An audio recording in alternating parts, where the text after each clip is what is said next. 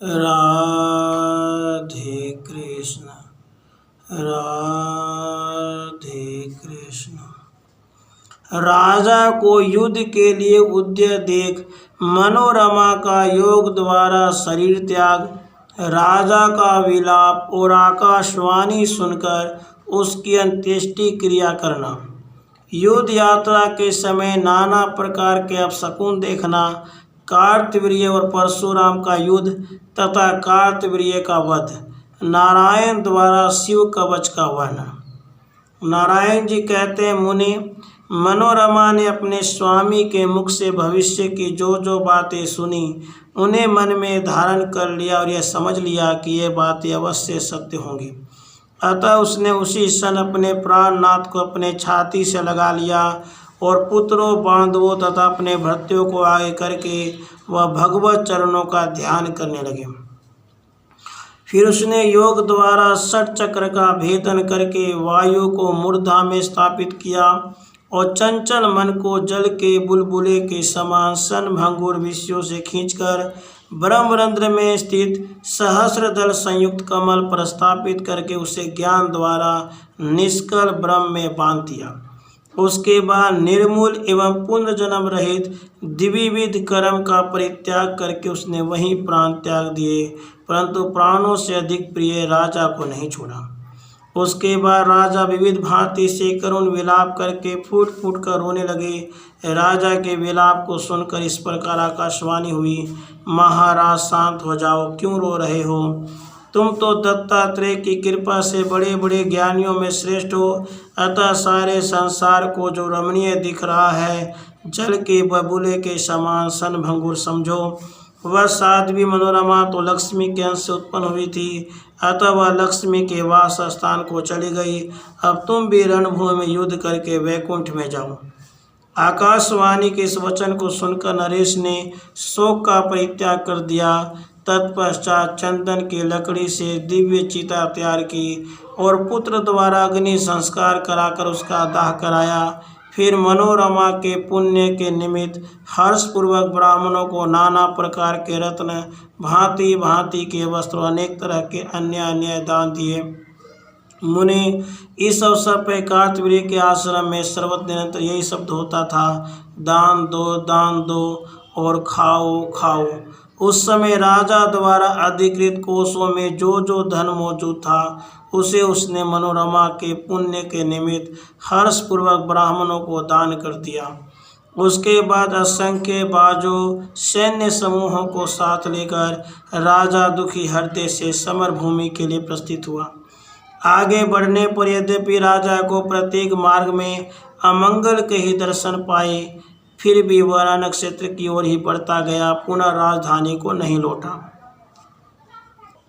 वहां भृगुवंशी परशुराम जी को सामने देखकर वह तुरंत रथ से उतर पड़ा और भक्ति पूर्वक बड़े बड़े राजाओं के साथ दंड की भांति भूमि पर लेटकर उन्हें प्रणाम किया।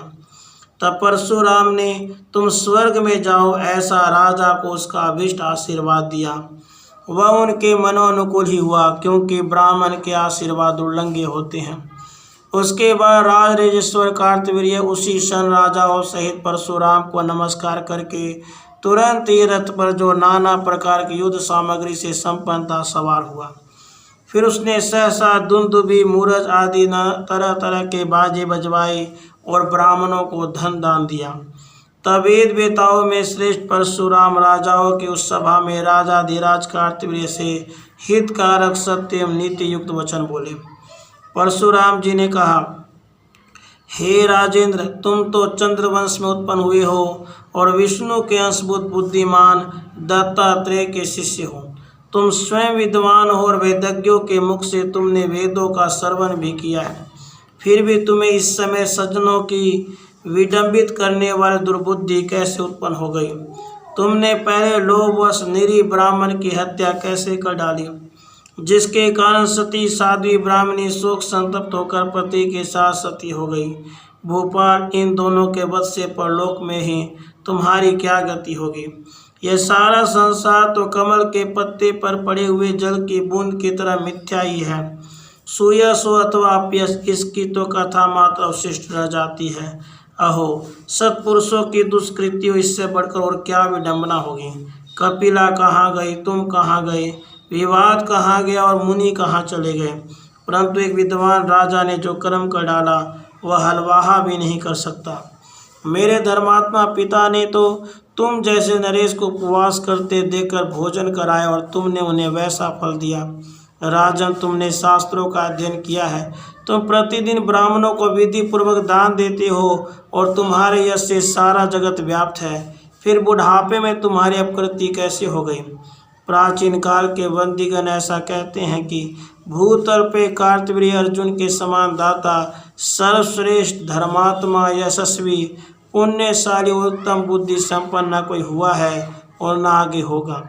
जो पुराणों में विख्यात है उसकी ऐसी अपकृति आश्चर्य है। राजन, प्राणियों के लिए दुर्वाक्य तीखे अस्त्र से ही बढ़कर दूसरा होता है, इसलिए संकट काल में भी सत्पुरुषों के मुख से दुर्वचन नहीं निकलते। राजेंद्र, मैं तुम पर दोषारोपण नहीं कर रहा हूँ, बल्कि सच्ची बात कह रहा हूँ। अतः इस राजसभा में तुम मुझे उत्तर दो। इस सभा में सूर्य, चंद्र और मनुज के वंश सज विद्यमान है, अतः सभा में तुम ठीक ठीक बतलाओ, जिससे तुम्हारे पितर और देवगण भी सुने। साथ ही सत असत को कहने में समर्थ ये सारे नरेश भी श्रवण करें, क्योंकि समदृष्टि रखने वाले सत्पुरुष लोग पक्षपात की बात नहीं कहते। युद्ध स्थल में इतना कहकर परशुराम चुप हो गए। तब बृहस्पति के समान बुद्धिमान राजा ने कहना आरंभ किया। कार्तवीर्य अर्जुन ने कहा, हे राम, आप श्री हरि के अंश, हरि के भक्त और जितेंद्रिय हैं। मैंने जिनके मुख से धर्म श्रवण किया है, आप उनके गुरु के भी गुरु हैं। जो कर्मवश ब्राह्मण कुल में उत्पन्न हुआ है, ब्रह्म चिंतन करता है और अपने धर्म में तत्पर एवं शुद्ध है, इसलिए वह ब्राह्मण कहलाता है। जो मनन करने के कारण नित्य बाहर भीतर कर्म करता रहता है, सदा मौन धारण किए रहता है और समय आने पर बोलता है, वह मुनि कहलाता है। जिसकी सुवर्ण और मिट्टी के ढेले में, घर और जंगल में तथा कीचड़ और अत्यंत चिकने चंदन में समता की भावना है, वह योगी कहा जाता है। जो संपूर्ण जीवों में समत्व बुद्धि से विष्णु की भावना करता है और श्री हरि की भक्ति करता है, वह हरि भक्त कहा जाता है। ब्राह्मणों का धन तप है, चूँकि तपस्या कल्पतरु और कामधेनु के समान है, इसलिए उनकी निरंतर तप में इच्छा लगी रहती है। रजोगुण पुरुष कर्मों के रागवश राजसिक कार्य करता है और रागांध होकर रजोगुणी कार्यों में लगा रहता है, इसी कारण वह राजा कहा जाता है। मुनि रागवश मैंने कामधेनु की याचना की थी, अतः मुझ अनुरागी क्षत्रिय का इसमें कौन सा अपराध हुआ। फिर भी आपके पिता ने महान बल पराक्रम से संपन्न बहुत से भूपालों का वध कर डाला। इस समय यहाँ शिशु अवस्था वाले राजकुमारी आए हैं। आपने संपूर्ण पृथ्वी को 21 बार भूपालों से शून्य कर देने की जो प्रतिज्ञा की है, उसका पालन कीजिए। युद्ध करना तो सत्यों का धर्म ही है। युद्ध में मृत्यु को प्राप्त हो जाना उनके लिए निंदित नहीं है, परंतु ब्राह्मणों की रण सप्रिया लोक और वेद दोनों में विडंबना का पात्र है। वाणी ही जिनका बल और तप ही जिनका धन है, उन ब्राह्मणों की शांति ही प्रत्येक युग में स्वस्ति कारक कर्म है। युद्ध करना ब्राह्मण का धर्म नहीं है। शांति प्रायण ब्राह्मण युद्ध के लिए उद्योगशील हो, ऐसा तो न देखने में ही आया है और न सुना ही गया है। भगवान नारायण के विद्यमान रहते यह दूसरी तरह का उलटफेर कैसे हो गया। रणांगन में यूँ कहकर राजेंद्र कार्तवीर्य शांत हो गया। उसके उस वचन को सुनकर सभी लोग मौन हो गए। उसके बाद परशुराम जी के सही भाई, जो बड़े शूरवीर तथा हाथों में अत्यंत तीखे शस्त्र धारण किए हुए थे, उनकी आज्ञा से युद्ध करने के लिए आगे बढ़े। तब जो स्वयं मंगल स्वरूप तथा मंगलों का आश्रय स्थान था, उस महाबली मत्स्य राज ने भी उन सबको युद्ध उन्मुख देखकर युद्ध करना आरंभ किया। उस राजेंद्र ने बाणों का जाल बिछाकर उन सभी को रोक दिया। तब जमदग्नि के पुत्रों ने उस बाण समूह को छिन्न भिन्न कर दिया। मुने राजा ने सैकड़ों सूर्यों के समान प्रकाशमान दिव्यास्त्र चलाया, परंतु मुनियों ने माहेश्वर अस्त्र के द्वारा खेल ही खेल में उसे काट दिया। पुनः मुनियों ने दिव्यास्त्र द्वारा राजा के बाण सहित धनुष, रथ, सारथी और कवच की धज्जियां उड़ा दी। इस प्रकार राजा को शस्त्रहीन देखकर मुनियों को महान हर्ष हुआ। तब उन्होंने मत्स्य राज का वध करने की इच्छा से शिव जी का त्रिशूल उठाया। त्रिशूल चलाते समय आकाशवाणी हुई, विप्रवरो, शिव जी का ये त्रिशूल अमोघ, इसे मत चलाओ, क्योंकि मत्स्य राज के गले में सर्वांगों की रक्षा करने वाला शिव जी का दिव्य कवच बंधा है, जिसे पूर्व काल में दुर्वासा ने दिया था। पहले राजा से उस प्राण प्रदान करने वाले कवच को मांग लो। मुने उसके बाद परशुराम ने त्रिशूल चलाकर राजा पर चोट की, परंतु राजा के शरीर से टकराकर उस त्रिशूल के 100 टुकड़े हो गए। तब आकाशवाणी सुनकर महान पराक्रमी जमदग्नि नंदन परशुराम ने श्रृंगधारी सन्यासी का वेश धारण करके राजा से कवच की याचना की। राजा ने ब्रह्मांड विजय नामक वह उत्तम कवच उन्हें दे दिया। उस कवच को लेकर परशुराम ने पुनः त्रिशूल से ही प्रहार किया। उसके आघात से मत्स्य राज, जो चंद्रवंश में उत्पन्न गुणवान और महाबली था, जिसके मुख की कांति सैकड़ों चंद्रमा के समान थी, भूतल पर गिर पड़ा। नारद जी ने कहा, महाभाग नारायण, मत्स्य राज ने शिव जी के लिए जिस कवच को धारण किया था उसका वर्णन कीजिए, क्योंकि उसके सुनने के लिए मुझे कौतूहल हो रहा है। नारायण बोले, विप्रवर, महात्मा शंकर के उस ब्रह्मांड विजय नामक कवच का, जो सर्वांग की रक्षा करने वाला है, वर्णन करता हूँ, सुनो। पूर्व काल में दुर्वासा ने बुद्धिमान मत्स्य राज को संपूर्ण पापों का समूल नाश करने वाला षडक्षर मंत्र बतलाकर इसे प्रदान किया था। यदि सिद्धि प्राप्त हो जाए तो इस कवच के शरीर पर स्थित रहते अस्त्र शस्त्र के प्रहार के समय जल में अथवा अग्नि में प्राणियों की मृत्यु नहीं होती, इसमें संशय नहीं है। जिसे पढ़कर एवं धारण करके दुर्वासा सिद्ध होकर लोग पूजित हो गए, जिसके पढ़ने और धारण करने से जगीश्वर महायोगी कहलाने लगे, जिसे धारण करके वामदेव, देवल, स्वयं, च्यवन, अगस्त्य और पुलस्त्य विश्व बंदी हो गए। ओम नमः शिवाय, यह सदा मेरे मस्तक की रक्षा करे। ओम नमः शिवाय स्वाहा, यह सदा ललाट की रक्षा करे।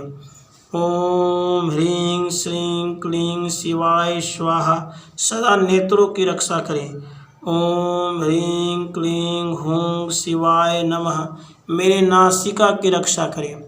ओम नमः शिवाय शांताय स्वाहा, सदा कंठ की रक्षा करें। ओम ह्रीं श्रीं हूं संहार कत्रे स्वाहा, सदा कानों की रक्षा करें। ओम ह्रीं श्रीं पंचवक्त्राय स्वाहा, सदा दांत की रक्षा करें। ओम ह्रीं महेशाय स्वाहा, सदा मेरे ओठ की रक्षा करें। ओम ह्रीं श्रीं क्लीं त्रिनेत्राय स्वाहा, सदा केशों की रक्षा करें। ओम ह्रीं ऐं महादेवाय स्वाहा, सदा छाती की रक्षा करें। ओम ह्रीं श्रीं क्लीं ऐं रुद्राय स्वाहा, सदा नाभि की रक्षा करें। ओम ह्रीं ऐं श्रीं ईश्वराय स्वाहा, सदा पृष्ठभाग की रक्षा करें। ओम ह्रीं क्लीं मृत्युंजय स्वाहा, सदा भुहों की रक्षा करें। ओम ह्रीं श्रीं क्लीं ईशानाय स्वाहा, सदा पार्श्व भाग की रक्षा करें। ओम ह्रीं ईश्वराय स्वाहा, सदा मेरे उदर की रक्षा करें। ओम श्रीं क्लीं मृत्युंजय स्वाहा, सदा भुजाओं की रक्षा करें। ओम ह्रीं श्रीं क्लीं ईश्वराय स्वाहा, मेरे हाथों की रक्षा करें। ओम महेश्वराय रुद्राय नमः, सदा मेरी नितंब की रक्षा करें। ओम ह्रीं श्रीं भूतनाथाय स्वाहा, सदा पैरों की रक्षा करें। ओम सर्वेश्वराय सर्वाय स्वाहा, सदा सर्वांग की रक्षा करें। पूर्व में भूतेश में रक्षा करें, अग्नि कोण में शंकर रक्षा करें, दक्षिण में रुद्र, नैऋत्य कोण में स्थानु में रक्षा करें, पश्चिम में खंड परशु, वायव्य कोण में चंद्रशेखर, उत्तर में गिरीश, ईशान कोण में स्वयं ईश्वर रक्षा करें। उधर भाग में मृड और अधो भाग में स्वयं मृत्युंजय सदा रक्षा करें। जल में, स्थल में, आकाश में, सोते समय अथवा जागते समय पर भक्त वत्सल पिनाकी सदा मुझ भक्त की स्नेह पूर्वक रक्षा करें। बस इस प्रकार मैंने तुमसे इस परम अद्भुत कवच का वर्णन कर दिया। इसके 10 लाख जप से ही सिद्धि हो जाती है, यह निश्चित है। यदि यह कवच सिद्ध हो जाए तो वह निश्चय रुद्र तुल्य हो जाता है। बस तुम्हारे स्नेह के कारण मैंने वर्णन कर दिया। तुम्हें इसे किसी को नहीं बतलाना चाहिए, क्योंकि यह काण्व शाखोक्त व कवच अत्यंत गोपनीय तथा परम दुर्लभ है। सहस्रों अश्वमेध और सैकड़ों राजसु ये सभी इस कवच की 16वीं कला की समानता नहीं कर सकते। इस कवच की कृपा से मनुष्य निश्चय ही जीवन मुक्त, सर्वज्ञ, संपूर्ण सिद्धियों का स्वामी और मन के समान वेगशाली हो जाता है।